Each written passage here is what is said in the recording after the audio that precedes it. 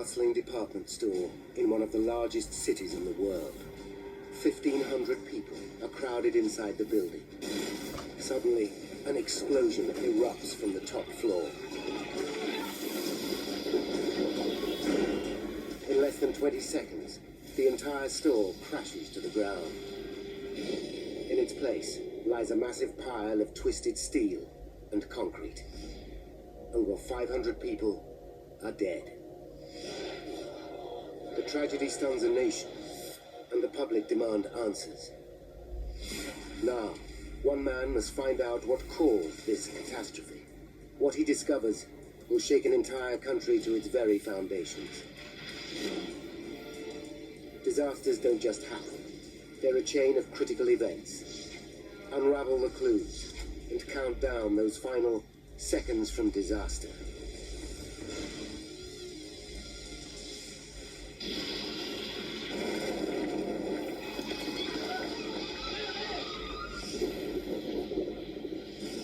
"1,500 people are crushed under 42,000 tons of rubble.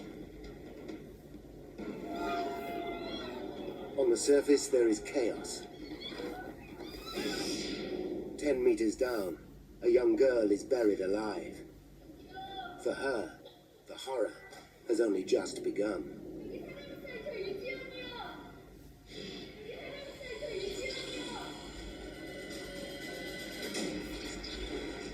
South Korea, Seoul, 1995. It's a hot summer in this booming capital city. In less than a decade, the country has transformed itself into one of the world's largest economies.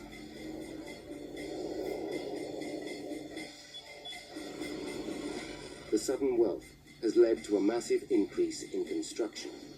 In Seoul, at least 10 high-rise buildings go up every week. But a shadow looms over this nation. Its neighbor, North Korea, lies just 40 kilometers from the capital.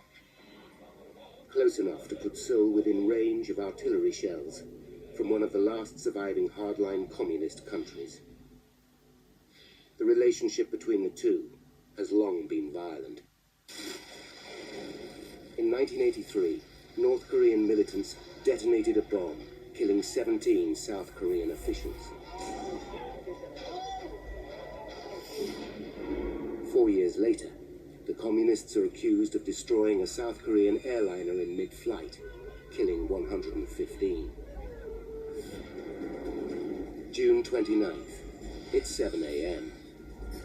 Seoul's 10 million residents start another busy day. Amongst them is 19-year-old Park Seong-hyun. Park's dream is to be a schoolteacher. In order to pay for her tuition fees, she works as a shop assistant. This evening, Park plans to meet her best friend, Sohee-jin. The two women have known each other since they were 4. Park was like a sister to me. She was very outgoing and very kind. We had planned to meet in a coffee shop after she finished work. Park works in the Sampoon Superstore, one of the most prestigious and exclusive retail outlets in South Korea. The building employs 1,000 staff, serving 40,000 customers every day. It turns over the equivalent of $4 million a week and sells everything from the latest electrical gadgetry to designer fashion.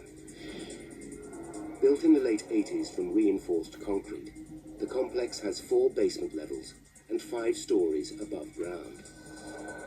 It stands on 15,000 square meters of real estate in the city's exclusive Gangnam district. The area was once a landfill site and the city's waste dump. Now, in a remarkable turnaround, it's one of Seoul's most affluent areas.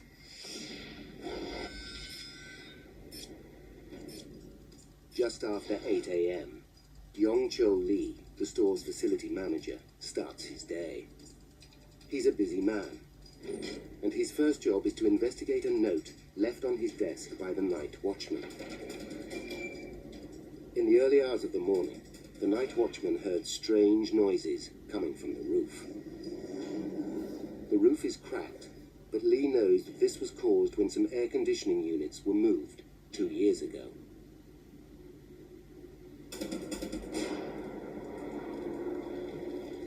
Building safety is a major concern in South Korea.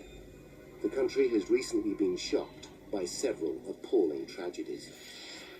2 gas explosions and a bridge collapse have killed nearly 150 people. In all 3 cases, poor building practices were to blame. In the aftermath, the nation started to question the price of their economic growth. To restore confidence, the state puts into place a series of rigorous inspections for all public buildings. Sampoon's just passed its regular safety inspection. It's 10:02 a.m. Park is already busy at work in the children's clothing department.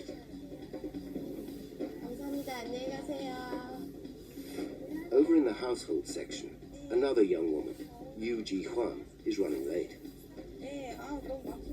This is her first job since leaving school. And like many a teenager, she'd much rather be doing something else. 일하는 거 재밌는 사람 많이 없잖아요. Being a sales assistant's boring. 어쨌든 서 있는 거니까 힘들고. It's tiring standing for so many hours. 네. Park and Yu work on the same floor, basement level 1. 5 stories above them, on the top floor, there are 8 restaurants. One of these is the Chunwon restaurant. It's popular for its traditional Korean dishes. Inside, facilities manager Mr. Lee is dealing with another problem.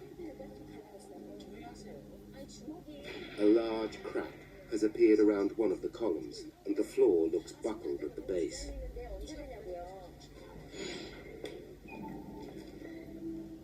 Lee takes decisive action and closes the restaurant. Construction signs are put up, and access to the area is blocked off.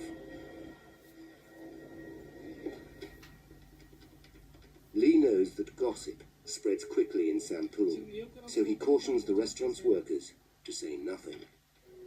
As midday approaches, the store gets busy. Then customers on the 4th floor hear a disturbing sound.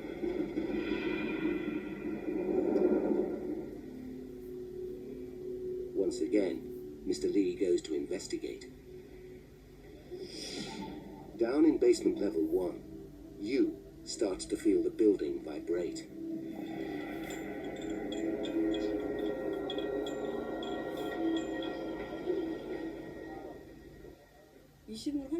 Maybe I'm a bit foolish, but I don't sense that there's anything wrong.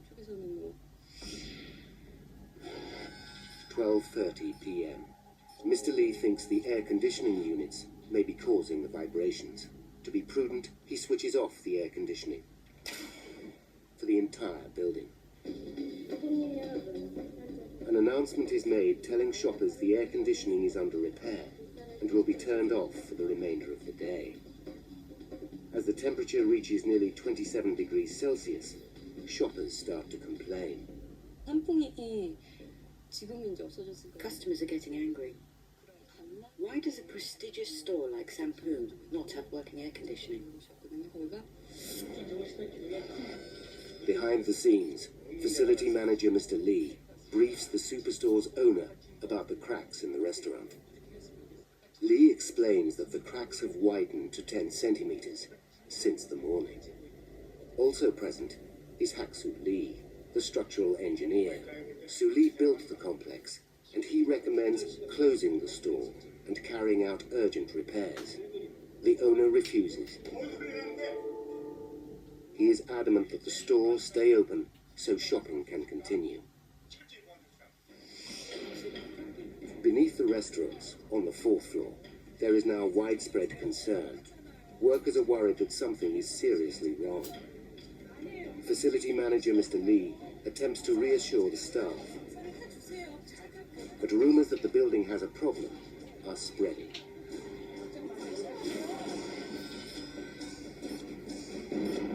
Then, at 5:40 p.m., a loud bang is heard from the top floor. This time, the ceiling shifts. Unknown to Park, Yu, and more than 1,500 other people, the building is on the edge of catastrophe. Shoppers and staff at the Sampoon department store have been hearing loud bangs coming from the top floor. Rumors are rife that the building is in trouble. It's 5:45 p.m. and the complex is now packed. In the children's department, Park Sang-hyun is suffering from the heat. The temperature has reached nearly 30 degrees Celsius. Household department assistant Yoo Ji-hwan is overheating too. She goes to the washroom. 거의 세수하고 이제 팔 정도 두들기는 정도죠. 어차피 밑에 Washing my face and arms in cold water is all I can do to keep myself cool. Then, at 5:47 p.m., an even louder bang is heard from the top floor. But 5 stories below, Yu and her co-workers feel nothing.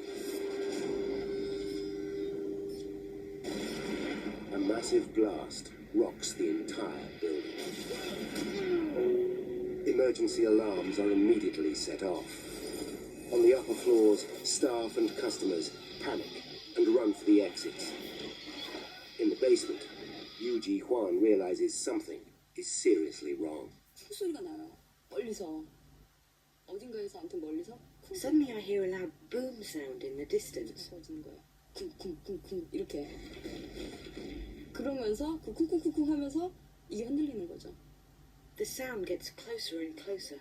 처음에는 처음에 얘기했던 대로 이렇게 And now the building is shaking. 정말 이렇게 The 5-story Superstore finally gives way.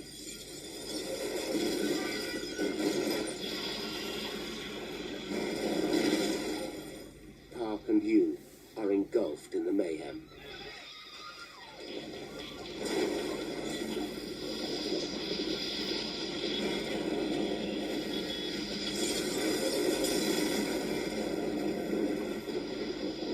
In less than 20 seconds, the building crashes to the ground. As the dust clears, it is evident that the entire Superstore has collapsed. What was once a symbol of Seoul's economic prosperity is now just a massive pile of twisted steel and concrete. Smoke is seeping from the wreckage, and 1,500 people lie trapped. Within minutes, rescue teams, police and fire crews frantically start to drag the dead and injured free of the wreckage. Television crews start broadcasting the horror live to the nation. South Korea has never witnessed a peacetime tragedy on this scale before. It is immediately clear the death toll will be massive.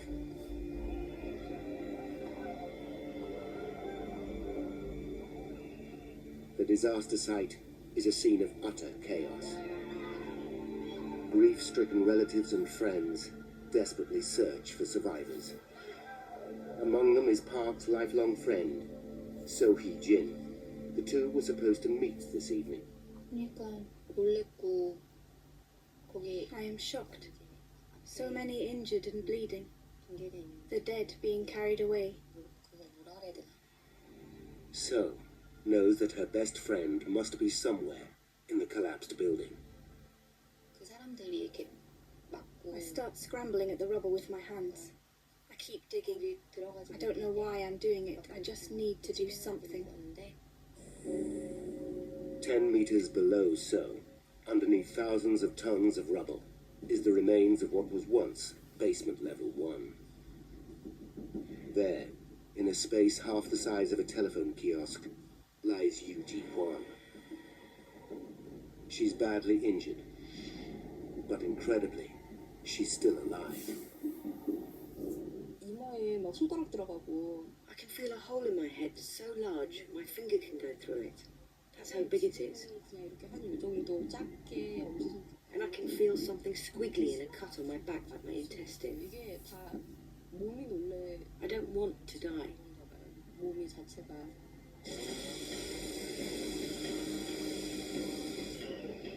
The scale of the rescue operation is massive. 1,000 rescue workers and volunteers, desperately try to free the bodies from the wreckage. By nightfall, more than 30 cranes and diggers arrive to speed up the rescue.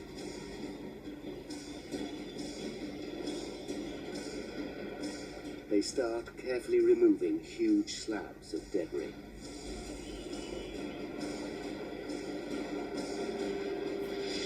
By early next morning, over 200 people have been brought out alive. Meters below, oblivious to the commotion above her, Yu Ji-hwan has no idea of the danger she is in.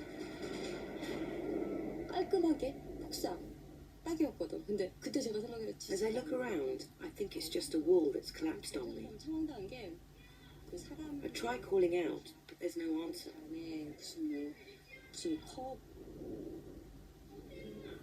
I think it's just me who's stuck here. A day after the collapse, the confirmed dead stands at 44, with more than 600 others missing. Thousands of tons of concrete and steel hang dangerously over the site. Many willingly risk their lives to free victims from the wreckage. The north face of the building is tilting perilously and looks like it may fall at any moment. By the end of the second day, the danger is just too great, and officials are forced into a terrible decision: to abandon the search for survivors.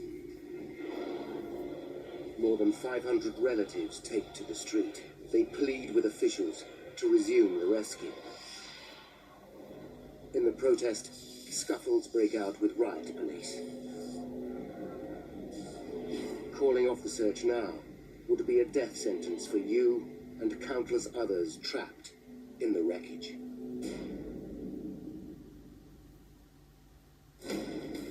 A massive rescue effort has stalled at the site where the Sampoon Superstore once stood. Desperate relatives demand that the search resume.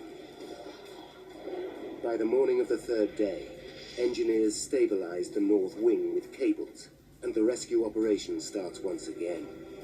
Within hours, a young woman is extracted from the wreckage, but it's not Yu Ji-hwan. Exhausted and bleeding, the survivor is rushed to hospital. She dies later that day.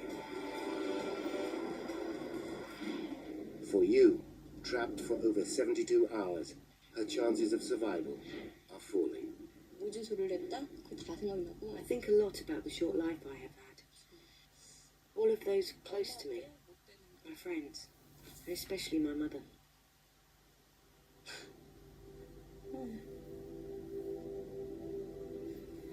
Each day, relatives gather to identify the corpses freed from the wreckage. It's a gruesome business.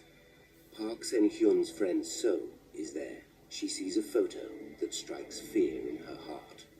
그다음부터는 교대. The picture shows a decapitated corpse. It is wearing the same ring Park had on. 거기서 I pray it is not her. But at the hospital, So discovers the ring is different. The corpse is not her friend. 그때 정말 It's so good when I realize it isn't Park. I know she could still be alive.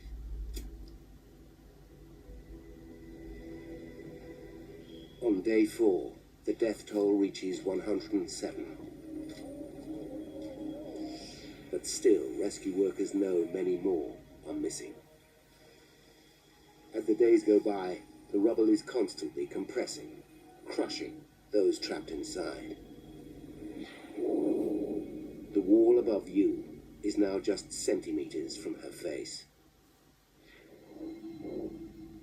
By chance, she finds a knife beside her. I think about killing myself. I can't take the horror anymore. 안 썰리는 걸로. But then I realised that actually it's very easy to become very selfish and not think of the effect it would have on the people I love. 굉장히 많이 했어, 저가. Day after day passes as body after crushed body is found. Then, after a week, the authorities decide there is little hope. Without water, a person can only survive for about 3 days in 30-degree heat. For relatives, the announcement is a desperate blow. The rescue effort turns into a recovery operation. Heavy machinery moves in to clear the tons of rubble from the disaster site. Another 5 days go by, and nearly 21,000 tons of wreckage are cleared. Then, just after 3:30 in the afternoon, 12 days after the collapse, there is an astonishing discovery. 이쪽이잖아. 그러니까 이렇게 보는 사람인 거야. 이렇게 Around by my foot. Suddenly it just opens up. 소리 나면서 그랬더니 There's a 어느 hole. 순간 Yu Ji-hwan is found, alive. 안 들리는데 누가 And I can hear a voice asking, is there someone in there? 여기 누구 있어요? 이렇게 대답을 했어요.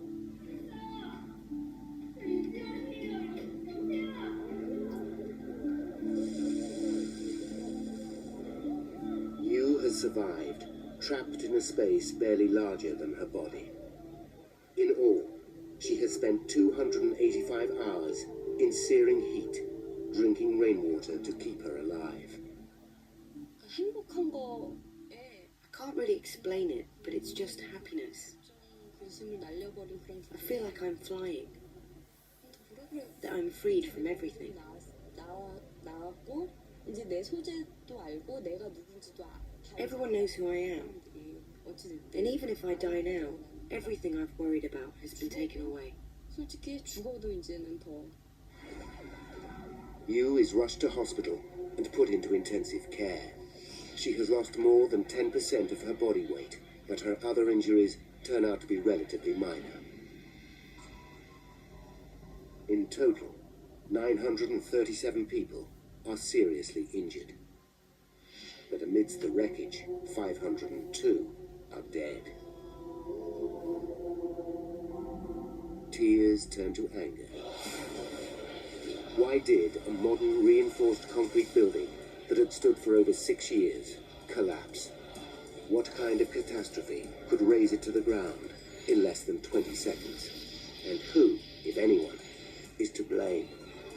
Now, by rewinding the events of that day, and by going deep into the investigation, we can reveal exactly what caused the worst building collapse in the history of South Korea.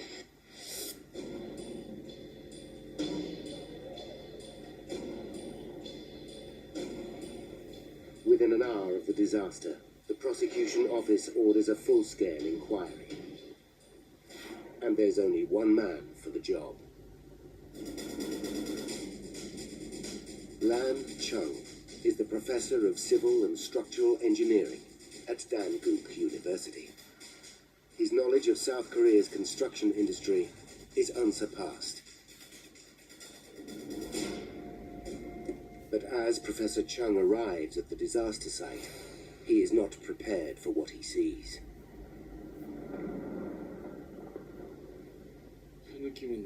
It's impossible to describe what I feel.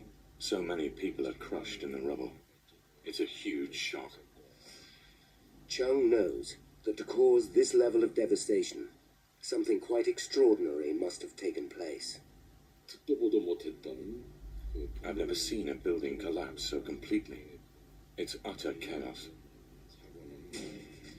He must resist the temptation to jump to conclusions, but straight away one theory looks more than likely. Sampoon could be the latest in a string of gas-related disasters. In the last 8 months, South Korea has been rocked by 2 massive explosions caused by leaking gas. The most recent was at Daegu subway in Seoul. The blast killed over 100 people and injured 140 more. The scenes look all too familiar. I'm 80 to 90% sure a gas explosion is responsible for this disaster. Chung orders his team to find out if the Superstore had a history of gas leaks. What they uncover is alarming. Just 3 months ago, a high-pressure blowout took place inside the building. Luckily, the gas supply was shut off in time, and a disaster was narrowly avoided. It looks like Chung could be right, but he needs hard evidence. He knows one thing will prove if gas is to blame. Fire. Gas explosions have a distinctive signature. They almost always produce an inferno. But although parts of the building are ablaze, the thick smoke is not the evidence Chung needs. The fire is not from the blast, but from gasoline burning in the cars that have been crushed in the basement. Unable to prove the gas theory for now, Professor Chung considers a more sinister cause, a terrorist bomb. 폭삭을 했지만 그래도 아마도 파편들은 바깥에 튀어나와 있었고. An explosion damaging the interior columns of the building could have caused this. North Korean militants are the obvious suspects. 2 previous bombings have killed 136 innocent people. But a terrorist attack in the heart of the capital would signal a horrifying new strategy.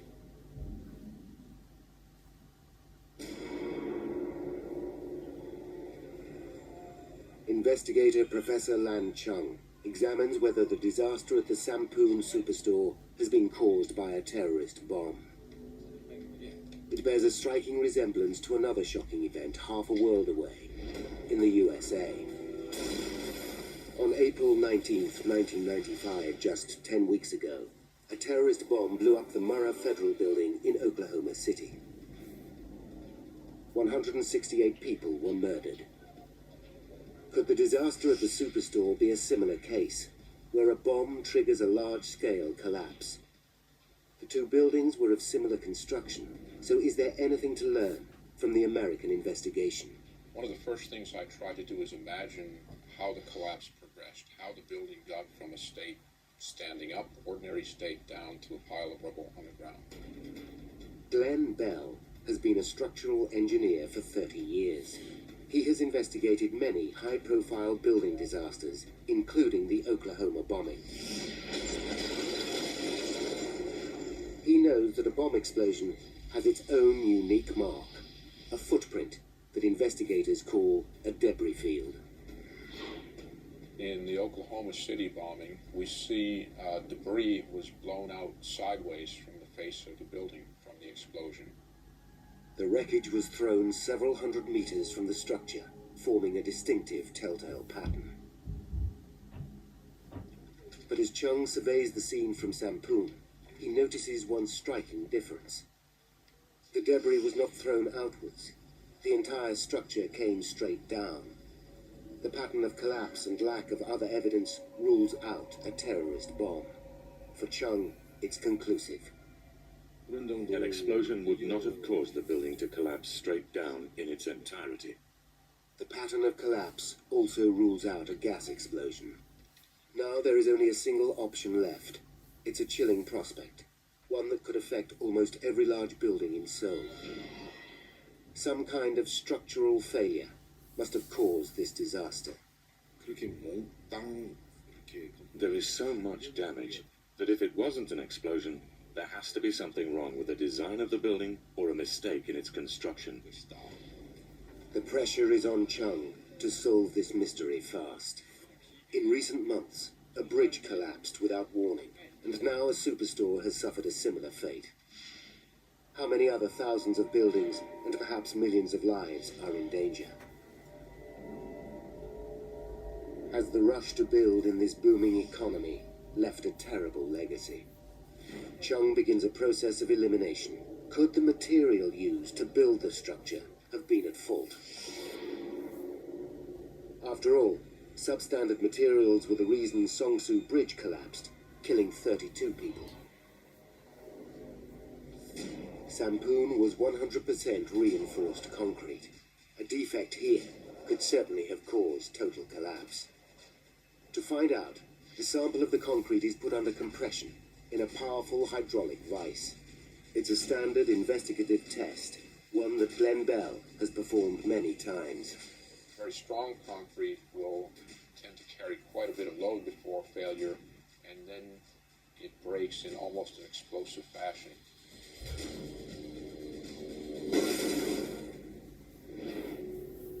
But if, on the other hand, the concrete crumbles, then it was either mixed or formulated incorrectly. Chung waits eagerly for the results, but when they come, it's a dead end. 재료 시험을 의뢰한 The results confirm that there is no problem with the strength of the concrete. 콘크리트 강도나 With weak concrete ruled out, Chung moves on. Now he must find out if a design flaw caused the building to collapse. The drawings used to build the Superstore should reveal all.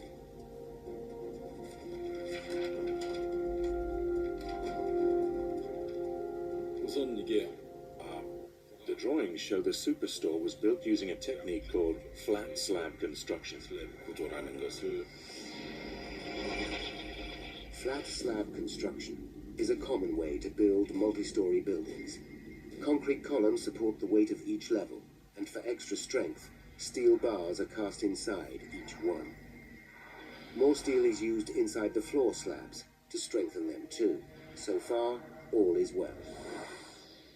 도면상에서는 뭐 특별히 I could find nothing strange from the drawings to suggest that poor design caused this disaster. Although there's nothing wrong with the basic concept, Chung knows the architect's original drawings are only half the picture. To actually build the structure, an engineer must calculate the size of the columns and slabs required. This information is then fed back into the final design. Trained investigators know that this last phase is where mistakes can be made. As Chung compares the engineer's calculations with architect's drawings, he finds a disturbing discrepancy. 구조 계산서에 구조 캘큘레이션에 나와 있는 I notice the diameter of the columns is reduced on the drawings. When I see this, I immediately know something is seriously wrong. 축소가 돼 있었던 거예요. The engineer worked out that the columns needed to be 80 centimeters in diameter. On the drawings, they are only 60. The key question now is, how was the building actually constructed? Could it simply be a mistake on the drawing board? The only way for Chung to find out for sure is to go back to the scene and to measure the actual columns. At the disaster site, he confirms his worst fears. 계산서에 80으로 돼 있던 The diameter of the columns has been reduced to 60 centimeters. 확인할 수 있었는데 This reduction in width is worrying, but Chung discovers an even more shocking flaw. There should be 16 steel bars reinforcing the concrete columns, but in reality, there are only 8. Chung calculates the effect this would have had on the structure, and is stunned. 4분의 3의 스퀘어 When I calculate the effect of the reduction, it shows Sampun's interior strength is reduced by nearly half. 가지는 것이고 Although the finding is worrying, it's by no means the answer to the mystery. Even with almost half its support strength gone, standard engineering practice would have ensured that the building was safe. Every building is designed to have a safety tolerance. We build in a margin of safety to protect the structure, but more importantly, to protect the people from harm. Sampoo was engineered to be 2.5 times stronger than needed. Even though the mix-up over the column dimensions had reduced this by half, there is still a healthy safety margin.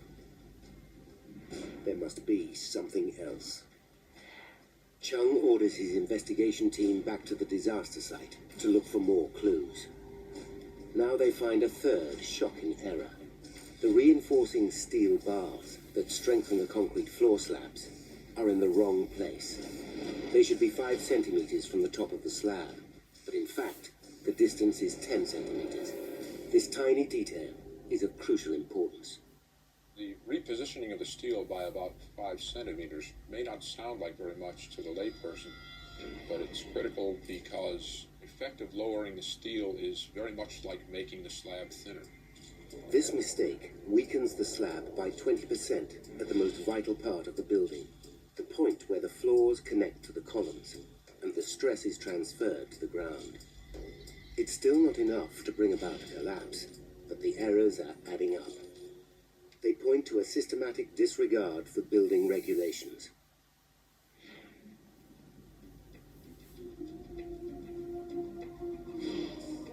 Chung directs his suspicion towards Sampoon's managers, all of whom survived the collapse.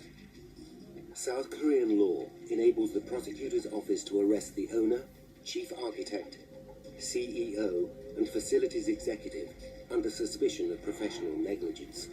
They are paraded on television. Then Professor Chung interrogates them. Talking to these witnesses is very important. I need to understand the history of the complex. Chung discovers that the Superstore was originally designed to have only 4 floors above ground. But halfway through construction, the management decided they wanted more space and demanded a 5th level to be built. The construction company refused, saying the structure would not support another floor. The contractors were fired. The management then hired its own in-house construction company to finish the job.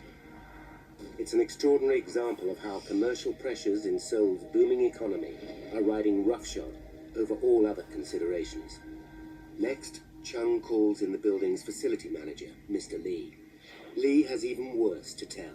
He explains that the controversial 5th floor was originally conceived as a roller skate rink, but late in construction the management changed their minds again and decided they wanted the floor to house 8 restaurants. This seemingly innocuous detail is vital. In Korea, diners traditionally sit on the floor, and so restaurants install underfloor heating. To fit this heating, the floor must be thickened, which adds to its weight.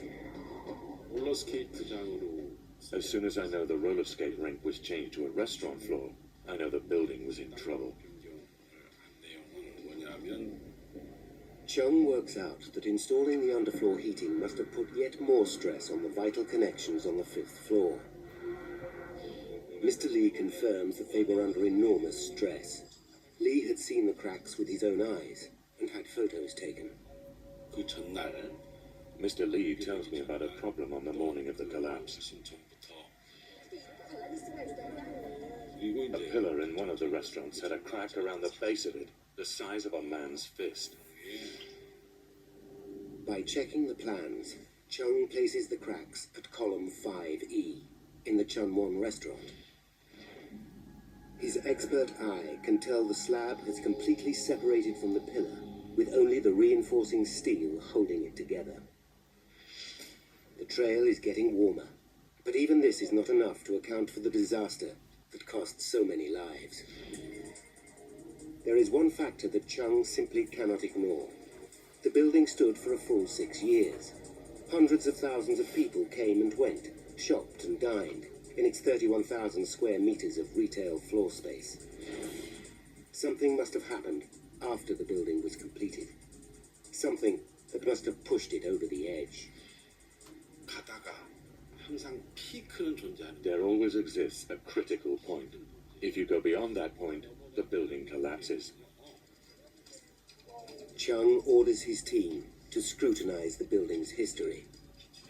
It's painstaking work where even the slightest anomaly can count. It can take a long time for a building to reach the critical point before it collapses.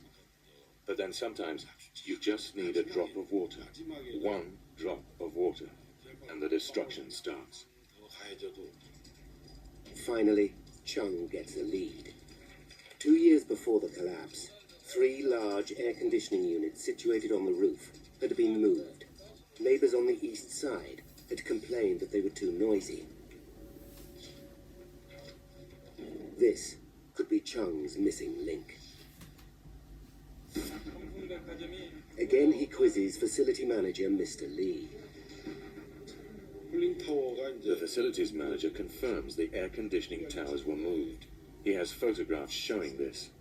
Again, the photographs reveal cracks on the roof. But it's how the units were moved that grabbed Chung's interest.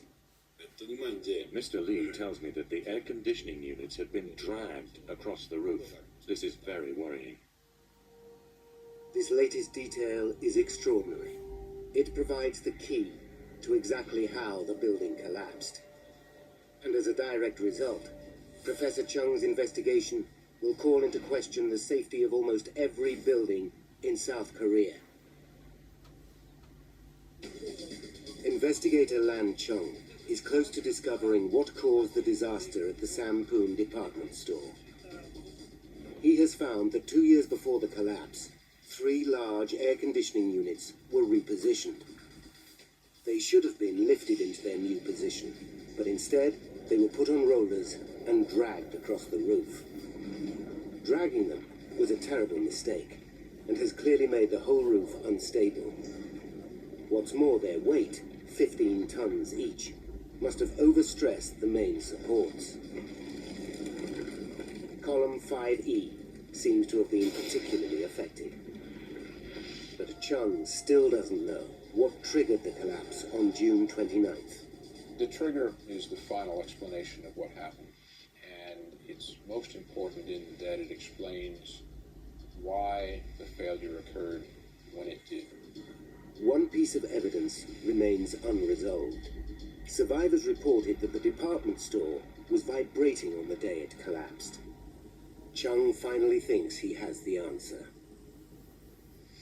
During the course of 2 years, every time the air conditioning is switched on, it sends vibrations across the unstable roof and ricochets down to the 5th floor. Over time, this widens the crack around column 5E until it's at breaking point. 에어컨이 가동되면서 Sampoon had become so weak that the addition of the air conditioning on the morning of June the 29th was the last drop of water that pushed it over the edge and made it collapse. 같은 역할을 하게 돼가지고서 The cracked slab in the Chunwon restaurant can hold on no more. It starts to fail. 그래서 이제 드디어 이제 붕괴가 시작돼. That's where it started from. That's where the crack got bigger and set off the progressive collapse. 전 층으로 이렇게 Now, by rewinding the events leading up to that fateful day, and by following the evidence uncovered during the extensive investigation, we can finally reveal how Sampoon Superstore collapsed. 1993, 2 years before collapse. The Superstore's 3 air conditioning units are repositioned. They are put on rollers and are dragged across the roof. Cracks form in the roof slabs, and the main support columns are forced downwards. Column 5E takes a direct hit, and cracks appear at the point where the column meets the 5th floor. June 29th, 1995, just under 9 hours until disaster. Facility manager Mr. Lee is called to the Chunwon restaurant to examine a large fracture that has appeared in the floor. Unknown to Mr. Lee, vibrations from the air conditioning units are now radiating across the cracked roof and down through the column 5E to where it connects to the 5th floor slab. The fracture in the Chunwon restaurant opens up. 6 hours to disaster, and the first of several large bangs erupt from the 5th floor. The vibrations from the air conditioning units are forcing the crack to widen further. After reports that the whole building is now vibrating, Mr. Lee switches off the air conditioning. But it's too late. The crack in the Chunwon has widened to 10 centimeters. 52 minutes to disaster. Sampoon is now packed with shoppers. 20 seconds before disaster, a massive boom sends shockwaves through the building. Shoppers panic and run for their lives. The 5th floor slab around column 5E can hold on no more and finally gives way.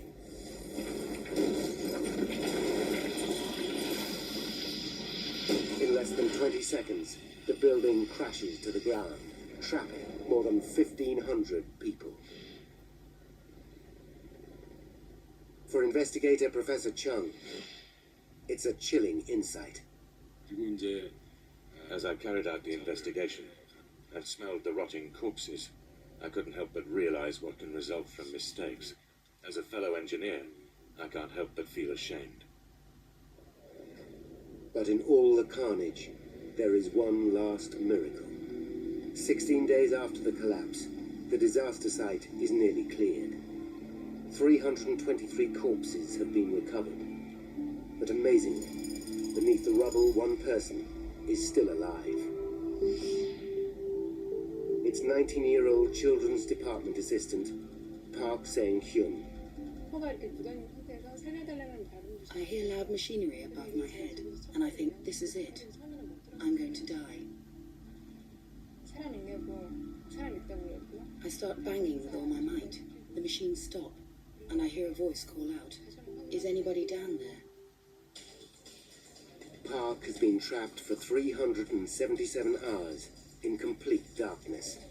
Incredibly, apart from a few scratches, she is unscathed. 아 이제 살았구나. 진짜 그랬어요. I am thinking, now I am saved. 저한테 빛이 딱 들어오고 I am going to live. 이제 살았구나. 진짜 그 말밖에 안 나왔어요. TV crews start broadcasting the event. A nation is stunned, but none more so than so. 너무 좋았죠. 너무 좋았고 It's incredible. 되게 Incredible. 이런 생각 들었었어. 혼자 Even though everyone around me told me she was dead, only I kept on believing until the end. 기억이 갔다. I can't stop crying. 그런 생각이 났었죠. Park is taken to hospital. Her eyes covered to protect them from the light they haven't seen for so long. Her best friend, So, nurses her during her stay in hospital. 그러니까 그냥 나는 그거에 인해서 피해를 Although I suffered, I just think I am very lucky to have survived.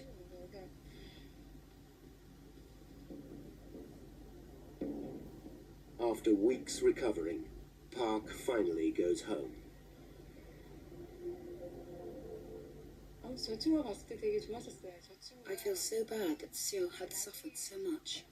저희 가족들도 그렇고 저희 진짜 I really love her. 혜진이 정말 고생 많이 했다고. Professor Chung's investigation blamed the collapse on human ignorance, negligence, and greed. On December 27th, 1995, after months of public demonstrations, June Lee, the owner of Sampoon, was jailed for 10.5 years after being found guilty of criminal negligence. His son, the CEO, was jailed for 7 years for corruption and accidental homicide. 그런 행위였거든요. 그러니까 It is totally unacceptable that the Sampung department store collapsed. 모든 사람이 It was so unfortunate that so many mistakes were made in one building. 있었다는 것이 굉장히 불행한 일이에요. 만약 Even if just one of the people involved had not made one of the mistakes, 그 제대로 this disaster would never have happened. 그런 일이 없었을 거다. The final verdict had an enormous and lasting impact. Following further investigation, widespread corruption and fraud were discovered at Sampoon. 21 other people were found guilty, including 12 city officials. In the aftermath, a new wave of rigorous government building inspections took place across the whole country. What they uncovered was beyond belief. 1 in 7 of all high-rise structures needed rebuilding, and 4 out of 5 needed major repair work. In all, 98% of South Korea's buildings were affected. Just 1 in 50 was deemed safe. 솔직히 사람들이 딱 한 가지만 지키면 되거든요. If there's one thing I take away from this, 착하게 살고 못되고 살고 it's that if you build a building, build it for your family 살고 싶다. or those you love. 내 가족이 먹을 거다. With that mindset, this disaster would never have happened.